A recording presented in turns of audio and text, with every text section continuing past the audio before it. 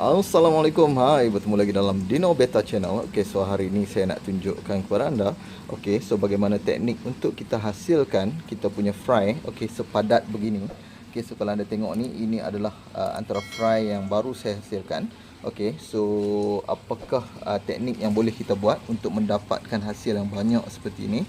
Okey, anggaran di antara 500 ke 700 ekor fry, okey, untuk satu-satu spawn. Okey, so bagaimanakah kita nak hasilkan fry yang banyak sebegini? Okey, jom kita sama-sama tengok.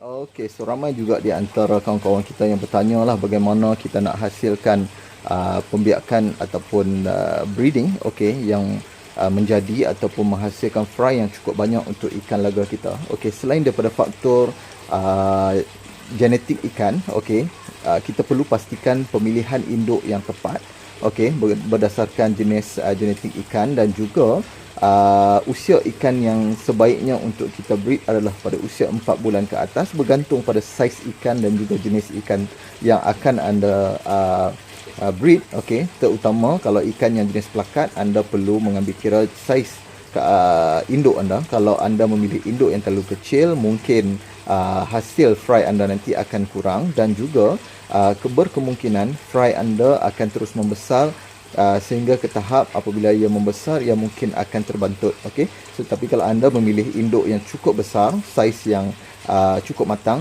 anda akan dapat hasilkan induk fry yang lebih berkualiti untuk anda besarkan. Okey, jadi selain daripada pemilihan induk, ini adalah antara asas yang mana anda perlu ambil kira. Okey, yang mana penyediaan air ni sangat-sangatlah penting. Seperti mana yang mungkin anda tengok dalam video-video saya sebelum ni, antara proses yang pertama yang perlu kita lakukan adalah penyediaan air untuk kita hasilkan di dalam bekas ni. Okey, jadi kita perlu masukkan air yang mengandungi garam biru dan juga hypokristal, yang mana kita dah peram air tu sebelum ni untuk memastikan kandungan air ni terhindar daripada sebarang bakteria untuk kita masukkan ikan kita. Sebab di dalam bekas ni memang akan ada fry untuk tempoh 10 hari sebelum kita pindahkan masuk ke dalam bekas ruangan pembesaran. Okey, jadi untuk air yang kita isi ke dalam bekas ni, campuran yang paling penting yang saya nak kongsikan dengan anda adalah di sini saya masukkan pati ketapang yang saya hasilkan. Okey, so pati ketapang ni memang kalau anda dapatkan daripada farm saya, memang kita akan jual dengan harga yang amat patutan kepada anda lah. Jadi kita akan masukkan sebanyak 3 ke 4 tudung kita punya pati ketapang ni ke dalam bekas ni. Selain itu kita masukkan S1. Ini adalah antara ubat S1, ubat yang terbaik untuk anti-stress kepada ikan, dan juga dapat mengelakkan daripada telur ikan kita menjadi kulat. Okey, jadi kalau anda tengok, penghasilan telur amat penting untuk memastikan jumlah fry yang bakal terhasil. Kalaulah ikan anda menghasilkan telur yang banyak tetapi kebanyakan telur tersebut menjadi kulat, di mana kalau anda letakkan plastik ataupun daun seperti ini, berkemungkinan di bahagian atas kebanyakan telur akan menjadi kulat apabila bapa ataupun male tidak mengambil telur tersebut, okey, dan menghasilkan buih yang baru, memang telur tersebut akan rosak.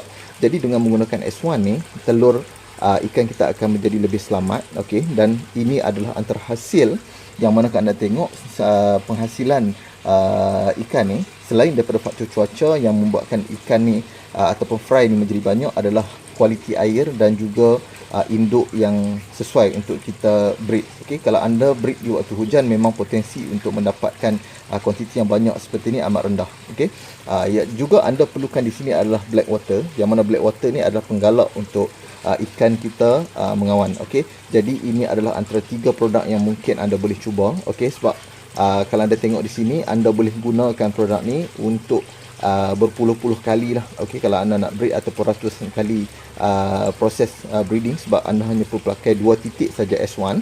Okey, 3 ke 5 titik black water, dan juga 2 ke 3 tudung, ataupun kalau anda mempunyai bekas yang besar, anda boleh masukkan 5 tudung kita punya pati ketapang. Okey, ini adalah antara fry yang terhasil. Kalau anda tengok, okey, inilah antara fry yang terhasil. Okey, ini adalah antaranya.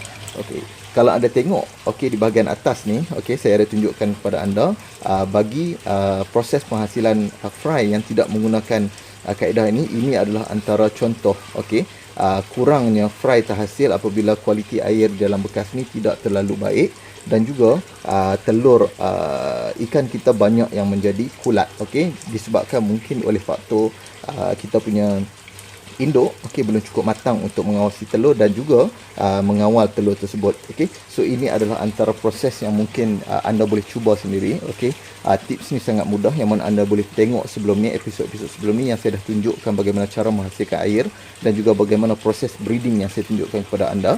Okey, sekejap lagi saya akan tunjukkan tempat untuk kita pindahkan, yang mana ikan ni dah berusia lebih kurang 7 hari. Fry ini berusia 7 hari. Saya akan masukkan ke dalam kita punya ruang pembesaran. Okay, tetapi untuk masukkan ke dalam ruang pembesaran, kita perlu pilih waktu yang sesuai, yang mana waktu yang paling sesuai untuk kita pindah adalah pada waktu pagi dan juga waktu petang.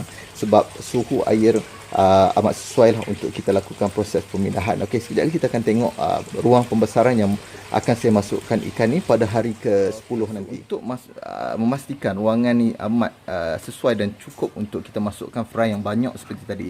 Okey, kita perlukan satu saiz polystyrene ni, tong polystyrene ni yang besar seperti ni untuk kita masukkan air separuh daripada tong ni. Okey, kita masukkan ke dalam ni.